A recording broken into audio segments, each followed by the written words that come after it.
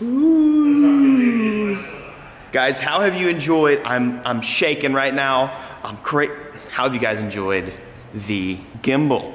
No shaky videos. That's been my pet peeve for a long time. I finally pulled the trigger on that. Make sure you guys subscribe and leave a comment. Guys, I am not going to do an ad this video. We're not gonna do an ad this video. I don't feel like doing one. It's actually a lot of work. This video has been helped a lot in part by Dress Up Bolts. Dress Up Bolts is a company that makes titanium hardware for your engine bay that looks good. And then also a big thanks to Deechworks. Deechworks Fuel Systems is a big supporter of the channel, and they have sent us the fuel components for the car. We have had kind of a fit, not because of them, because of some of the other stuff, and we'll get to that here in a minute, but Deechworks has been a huge supporter. We've got their fuel pump, the GW300, and then we've got their injectors, 1500, 1200, 11,000 cc. There we go. I get it mixed up. A big thanks to Deechworks. Now, if you guys missed last video, we've done a ton with the turbo setup, and Drew has actually gotten all of this done. He's actually been working on this while I've been doing other stuff, so it's been really nice. Check out this new hardware. I don't have all the hardware done yet, but we have black titanium for the valve covers, and we're gonna end up doing it the rest of the way, but we've got Deechworks fuel components all through that. You guys should know from the last video. I'm gonna let Drew talk because a lot of you guys I know probably enjoy technical talk. I'm just the dude that holds the camera, doesn't shake anymore, and zooms in on my face every time I make some interesting comment, like this right now. I will show you guys. Finally, we finally got all of my suspension components from Russia. Cheeky breaky, let's go. Opachki, we can get this front suspension all settled and all, I was so out of place, but we can get this front suspension all done, and this car can, there's a lot of complications with the suspension on this car, and I'll get to that in another video. We're probably pretty close. So Drew, what are you doing right now? Yeah, so I'm just completing pre-start check, basically going through and making sure all the sensors work, all the outputs are assigned correctly, so when injector 1 is told to turn on, that it's actually injector 1, and then making sure all the signals are coming back to the ECU. Crankshaft trigger, camshaft position sensor, all those kind of things. So we actually just completed all of those checks. Everything passed actually with flying colors. As expected, we had a couple minor wiring changes, but that's really to be expected, like I said, with any big project like this. Everything's fantastic and ready to go, and I'm excited to try it here in just a second. No, Drew, everything runs smoothly all the time. Yes. That's how cars go. We did have a major fuel leak at the rail, and this wasn't Deechworks' fault. We went ahead and upgraded O-ring sizes, but we found out that, I mean, this was kind of on a budget, so this deep motor, which, fun fact, they don't sell deep motor anymore, so I don't know if they got sued or something happened, but they're not existent anymore. Maybe somebody's car caught on fire because of this kind of stuff, but we had to get new bolts to keep the fuel rail on the intake manifold. That was kind of sketch, but we fixed that, and aside from that, we've already, yeah, like you said, we've already run all the checks. Everything seems to be checking out right now, and we will finally get a start on this car after a year and 2 months.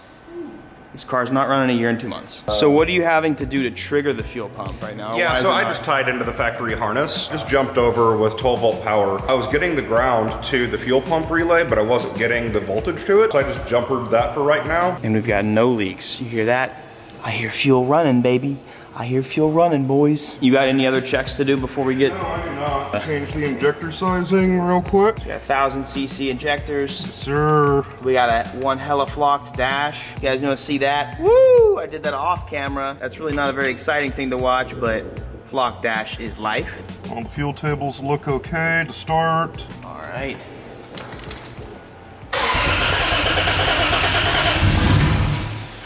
Hey! This car's gonna be so sick, dude. And don't worry, guys, this is the only time you'll hear this thing straight piped. We don't straight pipe JZs anymore because it's bad. Muffler gang. Woo! When you go full standalone, one of the many things you have to do to set it up correctly is check the timing. So the ECU has its own idea of what the motor is doing in terms of timing, and then the actual motor is doing its own thing too. So you have to make sure that they're synchronized. Oh, you weren't kidding, dude. This AC just blows right in the car. Yeah, man, it's perfect. Ooh. Oh, this makes me happy. I haven't sat in here in so long, dude. Whoa. Yeah, I don't know what those noises are. I'll have to figure that out. Oh, it made that noise whenever I first got the car. So, Okay. I'll have to figure out what the hell that is. Christmas tree gang on the dash right now, bro. Yeah, that's a lot of things still not plugged in. Look at this.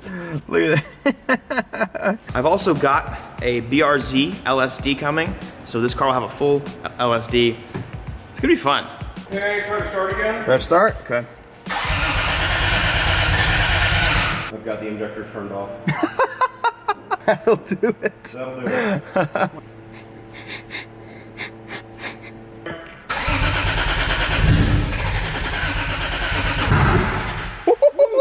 Let's give it a shot. Whoa! Whoa! Woo! It was like maybe 10 decibels softer than me just shooting off my FNX in here or something. PTSD over here. Come on. So close. So scary. What's going on? My triggers are still definitely rolling. Triggers I are probably wrong. got it flooded again. I know a lot of you guys are learning, and a lot of you guys do like the technical stuff. Whenever you do a standalone, it's not just plug and play. You got a lot of stuff to do, and that's why tuners charge a lot of money usually, because it's not just, you know, plugging in an OBD2 thing and just making magic happen. There's a lot that goes into it. Well, I guess let's get her started. Let's get it.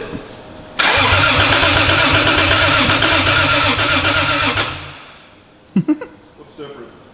I don't know. I didn't save it. All right. Yeah. Well. Need a little more fuel. Okay. Yes, sir. Woo! Stinky Jay-Z.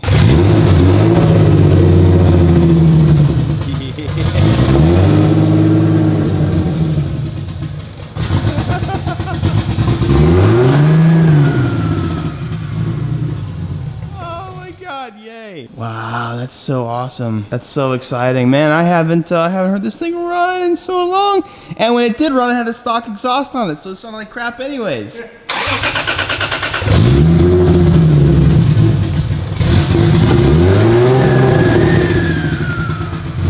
Woo! You can hear that turbo spool, baby. I guess give it gas. Yeah, you'll have to give it a little bit.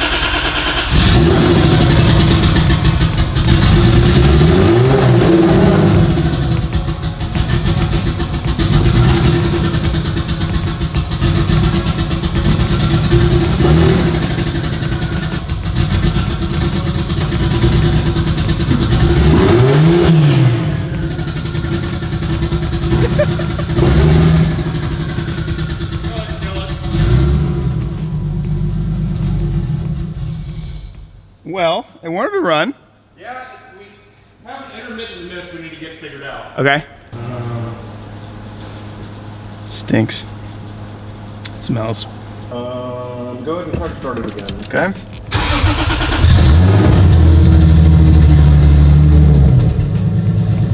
It's idling. Hey. I'm not doing nothing, so that's good.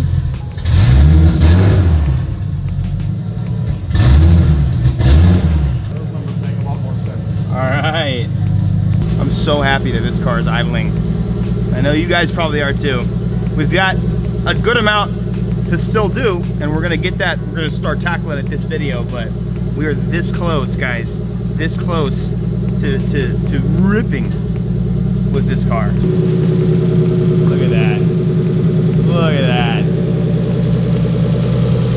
We ended up getting all new plugs. We're gonna be running ethanol, new plug wires. Freshen everything up, moving. Oh yeah, look at that. That turbo is moving. So we're full of water. We've got water going through the turbo, water going into the engine. Drew, look at the turbo. It is like really moving. Hell yeah. That eBay turbo on my Supra doesn't even move at idle. But we did vouch for the ball bearing version of the CX Racing, so that's awesome. Damn.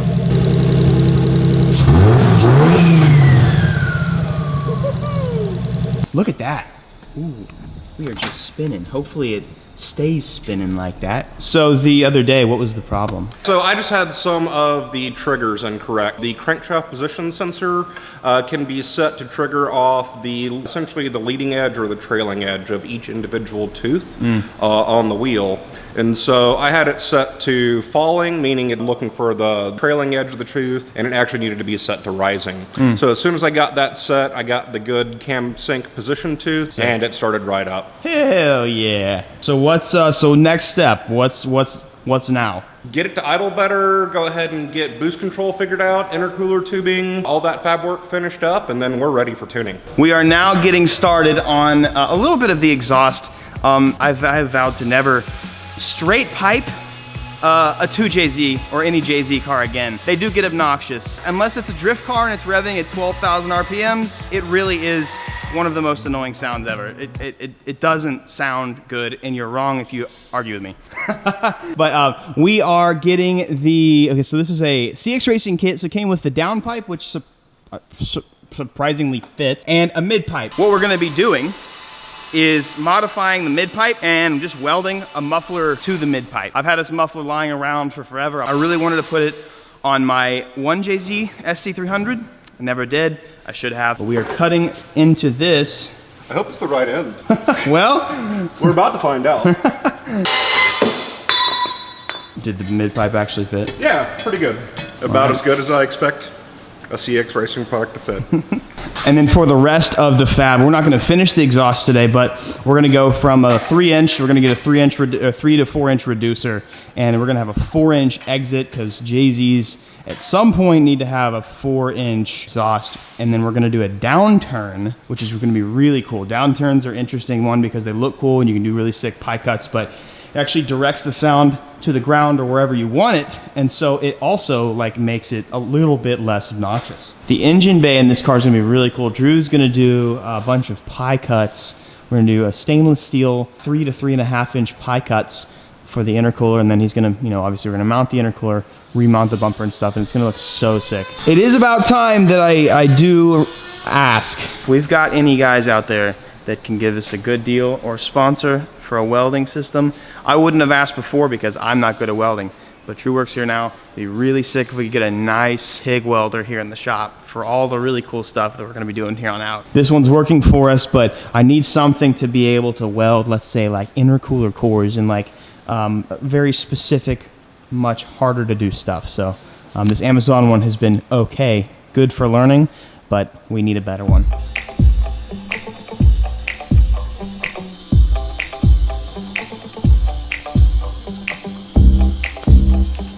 You look super comfortable right now. Yeah. All right, there's our custom way of holding it up for now. Just want to hear it, and we'll get the rest of the exhaust built soon. Got that Drew spec, Amazon welder special.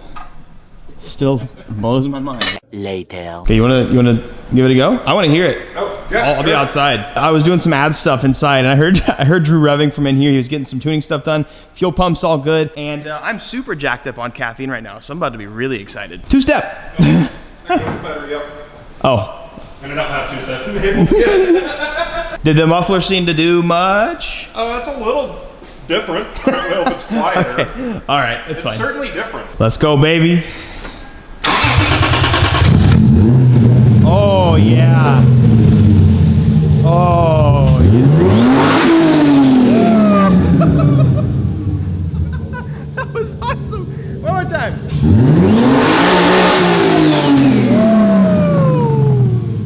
Oh, man. My neighbor's super happy right now. Dude, I cannot wait to hear some turbo noises, but we're not going to have any turbo noises until we have intercooler piping run. When you have an intercooler piping, all that boost, when the throttle body closes, has to go back out somewhere. Usually you'll have a blow-off valve. I'm not gonna do that. We want some stoot-doot-doot-doots. So hopefully this thing can handle those. We now have a working fuel pump. Yep.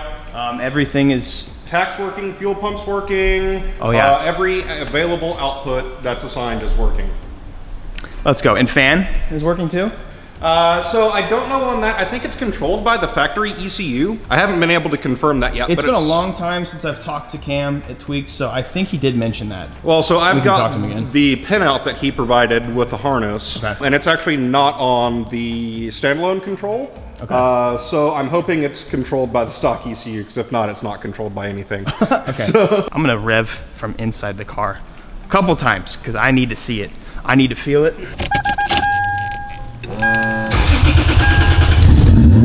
Oh, that sounds so good inside the car. God dang. Oh, the tack works.